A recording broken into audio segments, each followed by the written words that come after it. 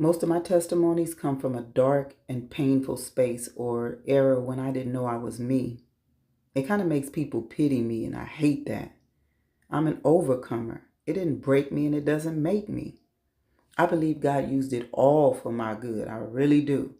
Even the darkest parts of my life have made me a better person in so many ways. I'm not boasting. I'm still testifying of his goodness. Talking about brought me out of darkness into his marvelous light. I am the poster child for that. I am careful and cautious about sharing it because people automatically assume I'm bragging because they're still stuck in their own inner conflict and turmoil. But I want to say this. And God, I don't want no glory, praise, or pats on the back. All the glory belongs to you. God, after all I've been through, for you to bring me to this point in my life where I can look back and say, it was good for me? Glory. Good for me? That I was afflicted? Some of y'all can't even relate to the kind of affliction I'm talking about because most of y'all would have had a full-blown crash out.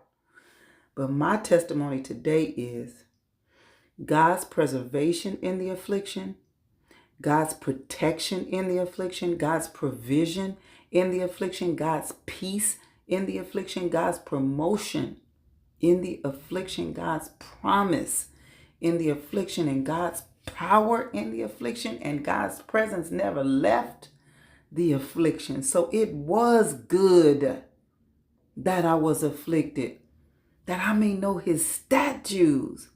How else would I have empathy and compassion for others without sharing the pain of suffering? How else would I be this strong if I hadn't overcome so much? How else would I develop this kind of prayer life? Why else would I search the scriptures for answers to these kind of problems? How else would angels be assigned to encamp around me? Why would goodness and mercy even need to follow me? Why would I feel desperate enough to abide? That I may know his statutes. God entrusted me with a lot because I've been through a lot and learned a lot and healed a lot and testified of his goodness a lot. Selah.